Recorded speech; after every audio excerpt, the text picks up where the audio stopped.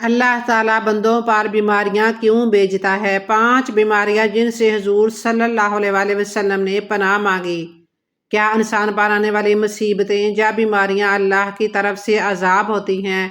اور اگر مسلمان کسی مصیبت میں مبتلا ہو تو یہ کیسے معلوم ہوگا کہ یہ بیماری یا مصیبت اس کے گناہوں کی وجہ سے ہے یا اس کے درجات میں بلندی کے لیے ہے؟ رسول اللہ صلی اللہ علیہ وسلم نے فرمایا، اے جماعت مہاجرین، 5 چیزوں میں جب تم مبتلا ہو جاؤ تو میں اس سے اللہ کی پناہ مانگتا ہوں۔ بسم اللہ الرحمن الرحیم۔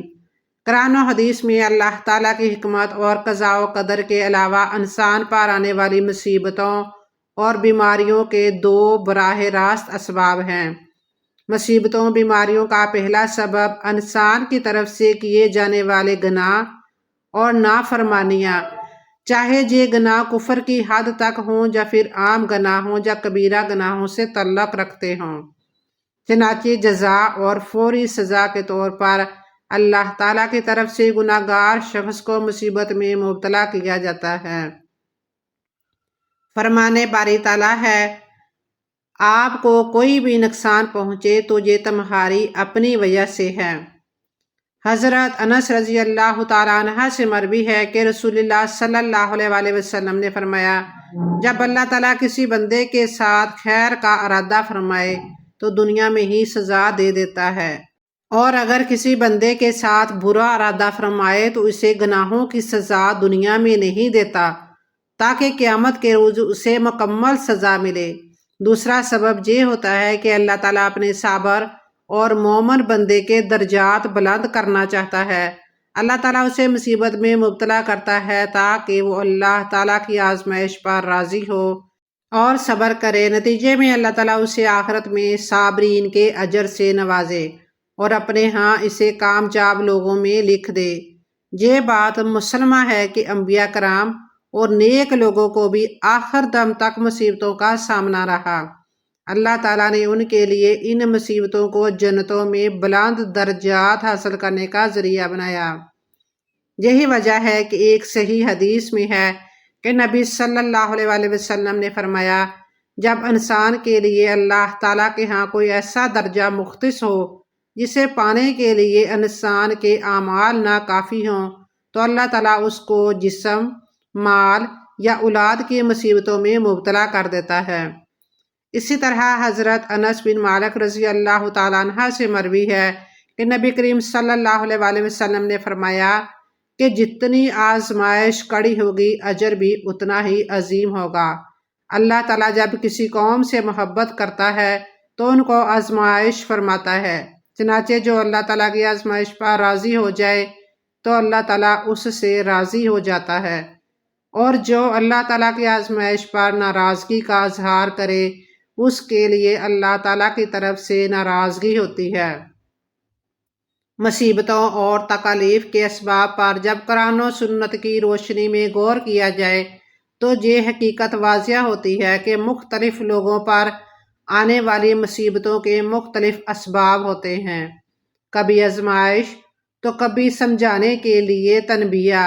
تو کبھی گناہوں کے بدلے عذاب، اور کبھی یہ مصیبتیں گناہ معاف کرانے کا ذریعہ بن جاتی اور کبھی درجات بلند کروانے کا۔ جبکہ اس کے برعکس ہمارے ہاں جب بھی کوئی مصیبت یا بیماری آتی ہے تو فوراً لوگ اسے اللہ کی طرف سے عذاب اور پکڑ کہنا شروع کر دیتے ہیں کہ جی اس پر اللہ کی پکڑ آ گئی ہے، اس نے کوئی گناہ کیا ہوگا۔ جیسا کہ آج کل ہم دیکھ رہے ہیں کہ عام مسلمانوں سمیت بہت سے علماء کرام بھی وائرس کو اللہ کا عذاب قرار دے رہے ہیں۔ یہ بات ٹھیک ہے کہ بیماریاں، تکلیفیں، مصیبتیں لوگوں کے اپنے اعمال کی وجہ سے ہوتی ہیں۔ حضرت عبداللہ بن عمر رضی اللہ تعالیٰ عنہ فرماتے ہیں کہ رسول اللہ صلی اللہ علیہ وسلم ہماری طرف متوجہ ہوئے اور فرمایا، اے جماعت مہاجرین، 5 چیزوں میں جب تم مبتلا ہو جاؤ تو میں اس سے اللہ کی پناہ مانگتا ہوں، اس سے کہ تم ان چیزوں میں مبتلا ہو۔ جب کسی قوم میں علانیہ فحش، فسق و فجور اور زنا کاری ہونے لگ جائے تو ان میں طاعون اور ایسی بیماریاں پھوٹ پڑتی ہیں جو ان سے پہلے کے لوگوں میں نہ تھیں۔ دوسری یہ کہ جب لوگ ناپ تول میں کمی کرنے لگ جاتے ہیں تو وہ قحط، معاشی تنگی اور اپنے حکمرانوں کی زیادتی کا شکار ہو جاتے ہیں۔ تیسری یہ کہ جب لوگ اپنے مالوں کی زکوٰۃ ادا نہیں کرتے ہیں تو اللہ تعالیٰ آسمان سے بارش کو روک دیتا ہے، اور اگر زمین پر چوپائے نہ ہوتے تو آسمان سے پانی کا ایک قطرہ بھی نہ گرتا۔ چوتھی یہ کہ جب لوگ اللہ اور اس کے رسول صلی اللہ علیہ وآلہ وسلم کے عہد و پیمان کو توڑ دیتے ہیں تو اللہ تعالیٰ ان پر ان کے علاوہ لوگوں میں سے کسی دشمن کو مسلط کر دیتا ہے، وہ جو کچھ ان کے پاس ہوتا ہے چھین لیتا ہے۔ پانچویں یہ کہ جب ان کے حکمران اللہ تعالیٰ کی کتاب کے مطابق فیصلے نہیں کرتے اور اللہ نے جو نازل کیا ہے اس کو اختیار نہیں کرتے تو اللہ تعالیٰ ان میں پھوٹ اور اختلاف ڈال دیتا ہے۔ بیماری، تکلیف اور مصیبت لوگوں پر ان کے اپنے اعمال کی وجہ سے ہوتی ہے، مگر وہ بیماری ان کے لیے رحمت ہے یا زحمت، اور اگر زحمت ہے تو کیا سب کے لیے ہے یا کچھ کے لیے؟ یہ فیصلہ ہم خود سے نہیں کر سکتے، جو اللہ پاک ہی بہتر جانتے ہیں،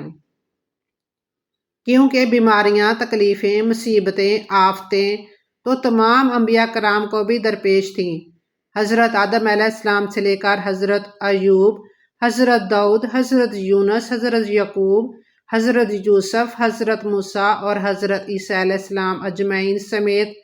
نبی مکرم حضرت محمد صلی اللہ علیہ وآلہ وسلم پر بھی بہت سی بیماریاں اور مصیبتیں آئیں۔ کیا کوئی شخص یہ کہہ سکتا ہے کہ یہ بیماریاں، تکلیفیں، مصیبتیں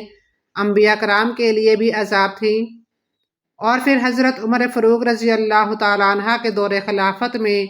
جو امواس کے علاقے میں طاعون کی بیماری پھیلی تھی، جس میں بے شمار صحابہ کرام رضوان اللہ علیہ اجمعین اس طاعون کی وبا سے شہید بھی ہوئے، جن میں عظیم صحابہ ابو عبیدہ بن الجراح، معاذ بن جبل، حارث بن ہشام، سہیل بن ہشام رضی اللہ تعالیٰ عنہ اجمعین وغیرہ شامل تھے۔ اب کون شخص کہے گا کہ طاعون کی بیماری صحابہ کرام کے لیے بھی عذاب تھی؟ حقیقت یہ ہے کہ عموماً باقی مصیبتوں، پریشانیوں اور بیماریوں کی طرح اس طرح کی وبائی بیماری بھی اللہ کی طرف سے آزمائش ہوتی ہے۔ صبر شکر کرنے والے مومنوں کے لیے یہ بیماریاں، تکلیفیں، آفتیں اللہ کی طرف سے رحمت بن جاتی ہیں، اور چیخنے چلانے ناشکری کرنے والوں کے لیے یہ عذاب بن جاتے ہیں، جیسا کہ حدیث میں آتا ہے کہ حضرت عائشہ صدیقہ رضی اللہ تعالیٰ عنہ بیان کرتی ہیں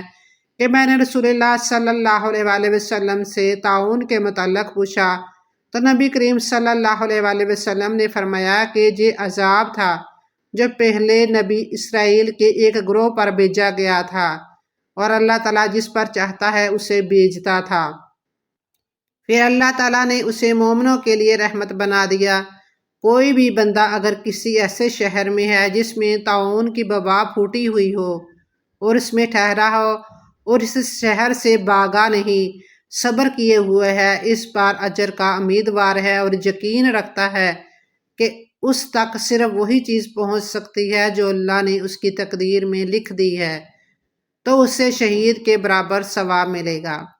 حضرت ابو ہریرہ رضی اللہ تعالیٰ عنہ بیان کیا ہے کہ رسول اللہ صلی اللہ علیہ وآلہ وسلم نے فرمایا کہ مومن کی مثال پودے کی پہلی نکلی ہوئی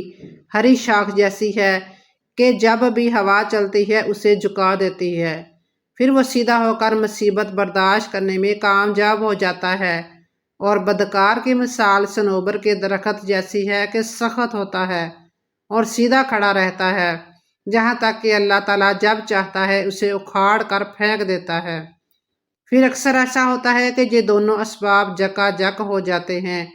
اور ان کے جکا جک ہونے کی مثالیں الگ الگ ہونے سے زیادہ ہیں۔ مثال کے طور پر حضرت آدم علیہ السلام اور حضرت یونس علیہ السلام کو اللہ تعالیٰ نے حضرت آدم علیہ السلام کو جنت سے بے دخل کیا اور حضرت یونس علیہ السلام کو مچھلی کے پیٹ میں مبتلا کیا، تو اللہ تعالیٰ نے دونوں کے درجات اس لیے بلند فرمائے کہ انہوں نے ان پر صبر کیا اور اللہ تعالیٰ سے ثواب کی امید رکھی، چنانچہ ان کے لیے یہ مصیبت حضرت یونس علیہ السلام اور حضرت آدم علیہ السلام سے سرزد ہونے والی غلطی کا کفارہ بن گئی۔ ہم اللہ تعالیٰ سے دعا گو ہیں کہ ہم پر اپنی رحمت فرمائے اور ہمیں بخش دے، ہمیں کار آمد علم سکھائے اور مصیبت پڑنے پر ہمیں اجر سے نوازے۔ بے شک وہی سننے والا اور دعائیں قبول کرنے والا ہے۔